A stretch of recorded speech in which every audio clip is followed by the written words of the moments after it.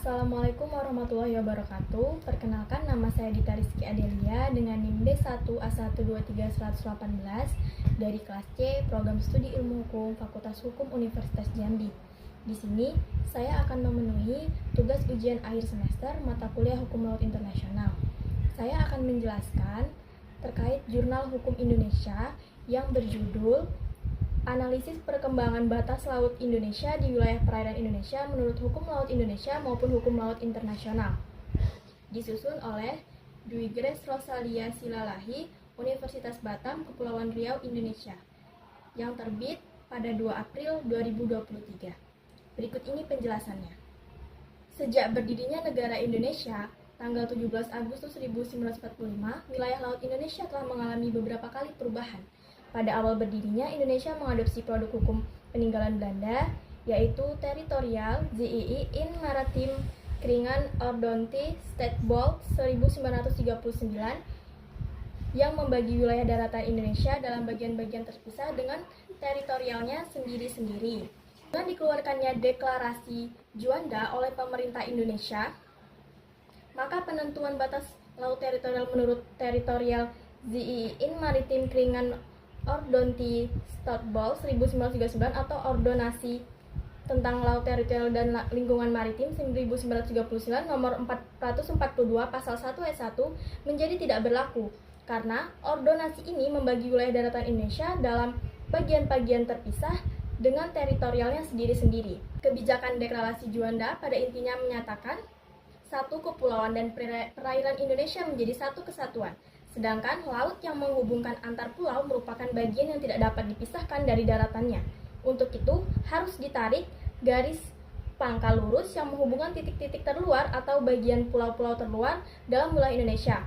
Perairan pada sisi dalam garis-garis pangkal atau dasar tersebut disebut sebagai perairan pedalaman. 2. Lebar laut teritorial dinyatakan 12 mil, diukur mulai dari garis pangkal tersebut menuju keluar. Ketiga, kedaulatan negara Republik Indonesia mencakup perairan Indonesia, ruang udara di atasnya, dasar laut, dan tanah di bawahnya, beserta sumber-sumber kekayaan yang terkandung di dalamnya. 4. Di perairan pedalaman dijamin hak lintas damai bagi kendaraan air asing yang pengaturannya akan ditentukan tersendiri. Sejak dikeluarkannya peraturan ini, maka tidak berlaku lagi peraturan yang ada di dalam Ordonasi 1939. Perjuangan tentang wilayah laut negara kepulauan akhirnya berhasil meyakinkan dunia internasional pada 30 April 1982 di New York. Diadakan konferensi hukum laut yang menghasilkan Konvensi Hukum Laut PBB UNCLOS ketiga. Laut bagi negara kepulauan telah membawa dampak signifikan bagi perkembangan wilayah laut dengan disertai hak-hak serta kewenangan-kewenangan dalam pengelolaannya. Laut berkembang menjadi aset nasional sebagai wilayah kedaulatan ekosistem sumber daya yang dapat bertindak sebagai sumber energi, sumber bahan makanan, sumber bahan farmasi, serta berperan sebagai media lintas laut antar pulau, media pertukaran sosial budaya, kawasan perdagangan, dan wilayah pertahanan keamanan. Berkaitan dengan hal ini, maka diperlukan adanya pemahaman terhadap hak dan kewenangan atas laut sesuai UNCLOS yang dibedakan berdasarkan derajat dan tingkat kewenangan bagi negara yang bersangkutan. Secara prinsip, dalam kaitannya dengan pengelolaan sumber daya laut dan perikanan terdapat 3 jenis laut, yaitu 1. Wilayah laut dengan hak kedaulatan penuh bagi Indonesia atau dikenal sebagai wilayah kedaulatan Indonesia. Yang kedua, wilayah laut dengan hak berdaulat atas kekayaan alam yang dikandung serta memiliki kewenangan untuk mengatur hal-hal tertentu. Yang ketiga, wilayah laut di mana Indonesia memiliki kepentingan namun tidak memiliki kedaulatan kewilayahan ataupun kewenangan atas laut tersebut. Wilayah laut dengan hak kedaulatan penuh. Wilayah laut dengan hak kedaulatan penuh adalah wilayah laut yang berada di bawah kedaulatan Indonesia. Di wilayah ini Indonesia memiliki kedaulatan mutlak atas ruang udara serta dasar laut dan tanah di bawahnya. Wilayah laut dengan hak kedaulatan penuh terdiri atas perairan pedalaman, perairan nusantara atau kepulauan, laut teritorial, wilayah laut dengan hak berdaulat atas kekayaan alam, zona tambahan, zona ekonomi eksklusif atau ZEE, landas kontinen. Selanjutnya, negara pantai juga memiliki kesempatan untuk dapat menetapkan batas laut landas kontinen lebih lebar dari 200 mil diukur dari garis pangkal dengan ketentuan berikut. 1. Lebar maksimum tidak boleh lebih dari 350 mil laut diukur dari garis pangkal. 2. Tidak melebihi lebar 100 mil laut diukur dari garis kedalaman 2.500 meter. Ketiga, tidak melebihi lebar 60 mil laut diukur dari kaki lereng kontinen. 4. Garis terluar dengan titik-titik di mana ketebalan batu endapan adalah paling sedikit 1% dari jarak terdekat antara titik tetap terluar dan kaki lereng kontinen. Ketentuan-ketentuan tersebut di atas mengisyaratkan bahwa dalam penetapan batas landas kontinen Indonesia memiliki kepentingan-kepentingan sebagai berikut. 1. Batas landas kontinen dengan negara tetangga yang berhadapan atau berdandingan ditetapkan dengan persetujuan atas dasar hukum internasional. Kedua, batas landas kontinen hingga 200 mil dari garis pangkal. Ketiga, kemungkinan dapat diajukannya batas landas kontinen di luar 200 hingga maksimal 350 mil laut.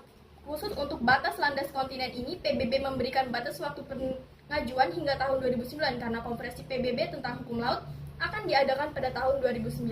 Status penataan batas laut Indonesia. Alam perkembangannya, pemerintah Republik Indonesia telah dapat menyelesaikan beberapa perjanjian perbatasan dengan negara-negara tetangga, yaitu dengan India, Thailand, Malaysia, Singapura, Papua Nugini, dan Australia. Perjanjian-perjanjian tersebut terdiri atas 1. Garis batas laut teritorial. 2. Garis batas landas kontinen. Ketiga, garis zona ekonomi eksklusif Indonesia. Perbatasan antara Indonesia dan Singapura. Perbatasan laut antara Indonesia dan Singapura hingga saat ini belum secara keseluruhan disepakati oleh kedua pihak. Upaya penegasan batas antara kedua negara telah dimulai sejak awal tahun 1970-an. Pada tahun 1973 telah dilaksanakan penetapan batas laut dan saat itu telah disepakati 6 titik koordinat sebagai batas laut negara. Penarikan 6 titik koordinat yang selanjutnya dihubungkan sebagai batas maritim dilakukan sebagai kesepakatan titik sama jarak dengan pertimbangan bahwa lebar selat Singapura kurang dari 15 mil. Perjanjian batas laut negara ini oleh pihak Indonesia telah diratifikasi dengan Undang-Undang Nomor 7 Tahun 1973. Masih ada permasalahan perbatasan maritim yang harus diselesaikan dengan Singapura, yaitu pada segmen barat dan timur selat Singapura. Lalu perbatasan antara Indonesia dan India. Perbatasan laut antara Indonesia dan India terdapat pada landas kontinen dan zona ekonomi eksklusif masing-masing negara. Pada tanggal 17 Agustus 1974 telah ditandatangani persetujuan antara kedua negara tentang penetapan garis batas landas kontinen di daerah perairan antara Sumatera, Indonesia, dan Nicobar Besar atau India. Garis batas landas kontinen tersebut kemudian diperpanjang sampai ke daerah perairan Laut Andaman dan Samudra Hindia dengan persetujuan yang ditandatangani oleh kedua negara pada tanggal 14 Januari 1977. Dari dua persetujuan tersebut telah disahkan menjadi dua dasar hukum laut yang bersifat nasional, yaitu berikut ini. 1. Kepres Republik Indonesia Nomor 51 Tahun 1974 tentang pengesahan persetujuan antara pemerintah Republik Indonesia dan India tentang penetapan garis batas kontinen antara kedua negara. Yang kedua, Kepres RI Nomor 26 Tahun 1977 tentang pengesahan persetujuan antara pemerintah RI dan India tentang perpanjangan garis batas landas kontinen tahun 1974 antara kedua negara di Laut Andaman dan Samudra Hindia. Lalu perbatasan antara Indonesia dan Thailand. Penetapan perbatasan landas kontinen antara Indonesia dan Thailand di perairan Selat Malaka bagian utara didasarkan atas hasil persetujuan kedua negara yang ditandatangani pada tanggal 17 Desember 1971 di Bangkok. Kemudian, kedua pemerintah atas dasar persetujuan tersebut membuat persetujuan lain tentang penetapan perbatasan landas kontinen di Laut Andaman pada tanggal 11 Desember 1975. Persetujuan lainnya telah dibuat oleh pemerintah Republik Indonesia, India, dan Thailand tentang titik pertemuan 3 garis batas dan penetapan garis batas landas kontinen negara di Laut Andaman yang telah ditandatangani pada tanggal 22 Juni 1978. Atas dasar persetujuan-persetujuan tersebut, pemerintah Indonesia telah mengukuhkan menjadi ketentuan-ketentuan hukum laut nasional sebagai berikut. 1.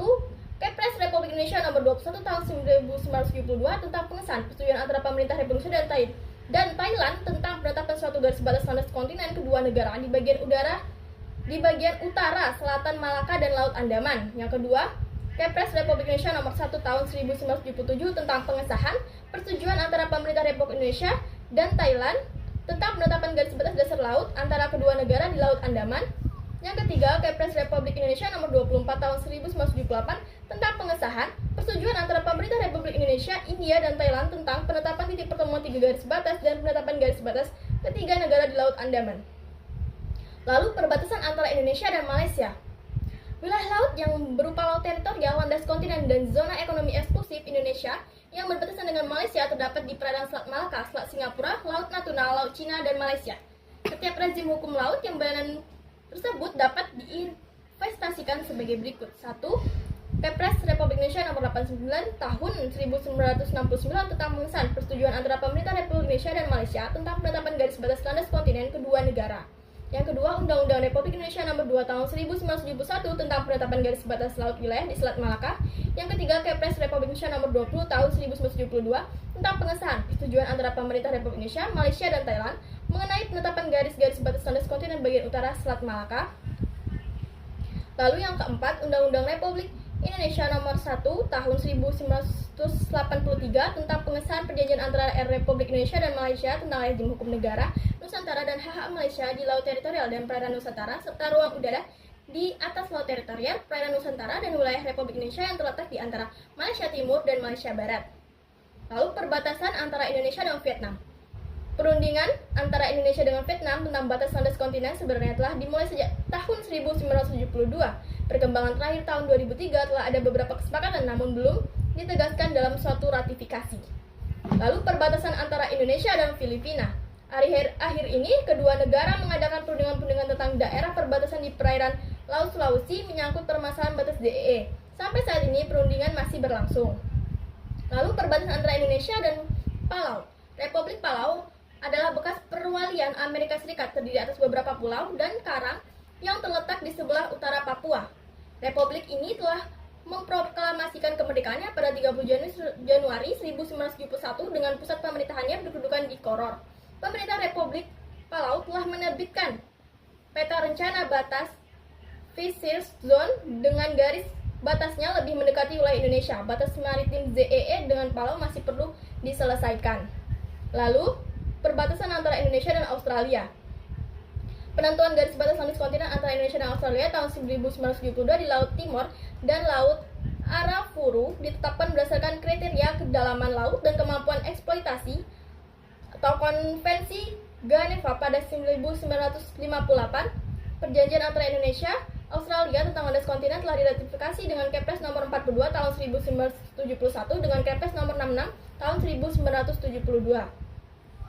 Lalu perbatasan antara Indonesia dan Timur Leste. Pernyataan kemerdekaan Timur Leste sebagai negara yang berdaulat telah membawa dampak adanya peninjauan kembali batas-batas laut antara Indonesia dan Timur Leste dengan tidak berlakunya batas-batas laut terkait Timor Gap di Selat Leti dan Selat Ombay, Selat sebelah utara, Pulau Atauro dan sebelah utara atau Ambenu, batas-batas maritim baik teritorial maupun ZE perlu juga segera disepakati dengan Timur Leste untuk memberi kepastian hukum bagi kedua negara dan memungkinkan perencanaan pengelolaan laut termasuk perikanan untuk jangka panjang.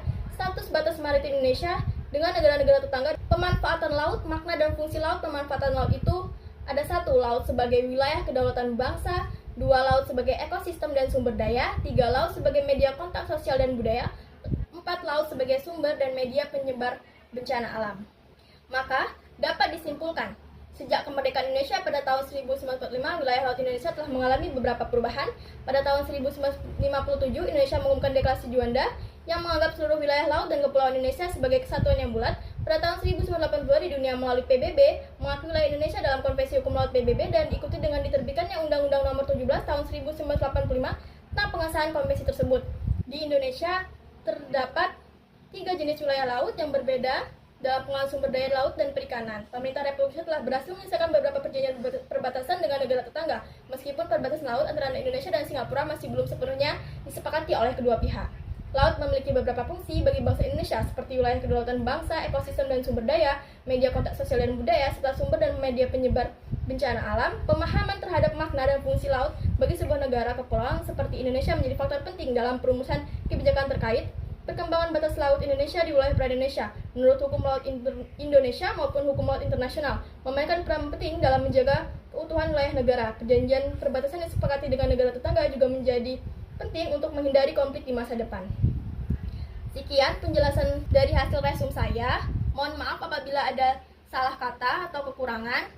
Terima kasih banyak. Saya akhiri. Wassalamualaikum warahmatullahi wabarakatuh.